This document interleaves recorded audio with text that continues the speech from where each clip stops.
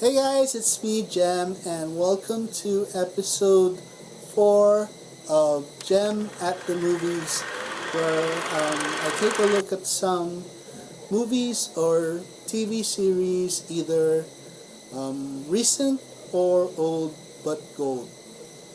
And today I want to share my experience of watching an old but gold anime that I recently finished watching. It is Neon Genesis Evangelion. It was created by Gainax and released in 1995. I had heard about this anime throughout my high school and college years, but I never really got to watch it. I didn't know much about it. All I knew was some of my classmates were crushing over who was prettier, who was sexier. Was it Rhea Yanami or Asuka Langley? I didn't know anything about it, but I was already kind of curious about what it was. So during this quarantine, I finally got to watch the whole series of 23 episodes on Netflix. And I want to share my thoughts about this anime. So before we begin to understand Neon Genesis Evangelion, we have to go to the basics of what it's really about. So the first question we have to answer is, what are the angels? There are 17 angels in Evangelion. The first two angels that arrived on earth were Adam and Lilith. It is said that Adam was created by the first ancestral race to be intended as the progenitor of life on earth. Adam created the angels, while Lilith created all life on earth. So why are the angels attacking Tokyo 3? One of the theories say that they are trying to reunite with Adam. There isn't really an explanation in the anime. So the second question is, what is the second impact? The second impact is a cataclysmic event that happened in Antarctica. An experiment was being conducted on Adam by a team of scientists led by Dr. Katsuragi. So the experiment awakened Adam. There was an explosion and the Antarctic ice caps melted and the Earth's axis shifted. So the third question is, what is NERV and who is Gendo Ikari? NERV is an organization dedicated to studying the angels, also to prevent a third impact. So the commander of NERV is Gendo Ikari, and he is responsible for the research and development of the Evas. He is also Shinji Ikari's father. So what are the Evas? These are giant robots that are half mechanical and half organic, and they are the ones defending Tokyo 3 from the angels. They are powered by what they call an umbilical cord, which is plugged into their back. And because of this cord, the distance that the Evas can go is only limited. They could unplug from that umbilical cord, but they have only a short amount of power before they shut down. So the Evas are clones of Adam, except for Unit 1, which was a clone of Lilith. So basically they're cyborgs. They use armor to control the Evas and limit their power. And the Evas are usually infused with a soul, usually of the pilot's mother. So how do the Evas work? They have to sync with the Eva, which is why there are special children like Shinji, Asuka, and Rei. The pilots have to wear special suits and an interface headset, and then they are and then the cockpit is filled with LCL fluid. It's like an orange liquid that is breathable. So next, let's talk about Misato Katsuragi. She is the operations director of NERV. She carries out the missions and she's responsible for the battle strategies for the EVA pilots. Her rank started as captain and then she was promoted to major. And then in Rebuild of Evangelion, she is a lieutenant colonel. She took Shinji and Asuka into her home. She's like a mother figure to them. She's also a teacher in the Marduk Institute, where potential EVA pilots are chosen. So let's move on to the children of Evangelion, the pilots of the EVAs, starting with Shinji Ikari, the third children.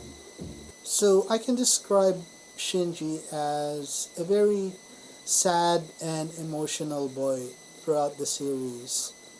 At the beginning of the series, Shinji is forced to pilot the EVA by his father because Rei was badly injured at that time.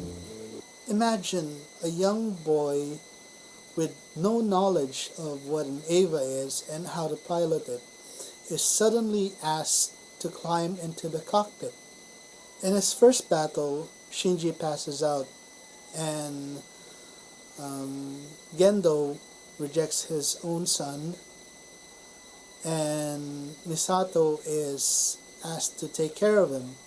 He realizes that piloting an EVA has made him popular and he starts to enjoy the appreciation that is given to him by his peers for doing it. Piloting an EVA made Shinji feel good because he was getting praise and compliments all the time. But there were also times when Shinji refused to pilot the EVA because it was doing harm to him and his friends. Like there was a moment in the series where he almost killed Toji, his friend. Shinji is the type of person who always questions who he is and what his worth to other people is. He prefers to be disconnected from people because he feels unwanted, probably because his father had abandoned him. So the next character is Asuka Langley Soryu. She is half Japanese and half German. She is the second children and she's the pilot of EVA Unit 2. So my first impression of Asuka in the series is she's very annoying and she seems to be angry all the time. She's tough, competitive, and very independent. But like Shinji, she feels unwanted because she felt that her parents abandoned her. That's why she feels like she doesn't need anybody in her life. She doesn't feel that she is worth anything to anybody. She always seems to suddenly explode, especially at Shinji. She thinks that Shinji is stupid and Shinji is an idiot. She always calls Shinji idiot Shinji. Idiot Shinji, idiot Shinji, idiot Shinji. She seems somewhat jealous of Shinji because Shinji is getting all the praise and the appreciation and she doesn't like it. She thinks that she's the best EVA pilot and she's willing to prove it. Honestly, in this series, Asuka is really my least favorite character. So the next character is, of course, Rei Ayanami. A name that I have heard a lot throughout my school years. I've always heard people describing her as beautiful and sexy, but in the show, Rei Ayanami's personality is plain. I guess you could also say that it's interesting and mysterious, but it's plain. Rei Ayanami was created by Gendo Ikari and Kozo Fuitsuki. It was an attempt to retrieve Yui Ikari from Eva 1 using her salvaged remains. She may also have DNA from the second angel, Lilith, because she is a vessel for Lilith's soul. So, how to describe Rei Ayanami? She's very quiet. She doesn't talk much. Rei is at times emotionless. Sometimes she questions who she is, but I don't think she cares that much. In this one episode where Shinji encounters Rei naked, he accidentally falls on her, and then Shinji actually touches her breast, and Rei's just like, please get off of me, like politely and quietly. So Rei has no idea how to react in that situation. Rei says that she will just do whatever she is told to do. She doesn't care. When Shinji tells Rei how much he hates his father, Rei slaps him. When Shinji and Rei fought the fifth angel, Ramiel, Rei sacrificed herself to protect Shinji. So Rei is badly injured, and Shinji quickly checks on her to see if she's okay. Rei doesn't know how to react to Shinji, so Shinji just tells her to smile, and she smiles. And she realizes that Shinji is the first one to show her kindness when Gendo was always abusing her. So after finishing the series, what is my verdict on Evangelion? I actually liked it. It was everything that people said it was, except for the part of Rei and Asuka. Their personalities were, let's just say, the opposite of what I thought. I wasn't expecting that they were what they were. Like, Asuka is a very strong personality, dominant and competitive, and Rei was quiet.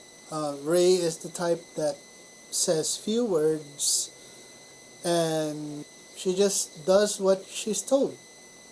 And that's what makes them unique and interesting characters. The style of Evangelion could be mind-blowing at times because there's so much going on at one time, and there is like so much to process. Like sometimes it would cut to scene, words, scene, words, scene, words, and then the characters will like say something like, who am I? What is my purpose? What is my desire? Like, for example, Asuka would say, I hate everybody. I hate everybody. I don't need anybody. I don't need anybody. Especially in the last few episodes in the Human Instrumentality Project, Shinji, Rei, Asuka, and Misato, they start to explore themselves. They start asking questions to themselves. It's sort of hallucinating scenes. And that style of Evangelion pulls you more into the story because you begin to relate to what these characters are going through. So again, I would repeat Evangelion from the first episode. I love it. I understand the reason now why this is a very well-loved anime. So guys, that is the end of my review, my personal thoughts on Neon Genesis Evangelion.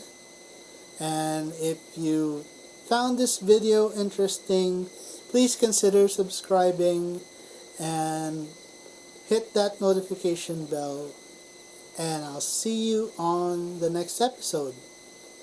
Bye.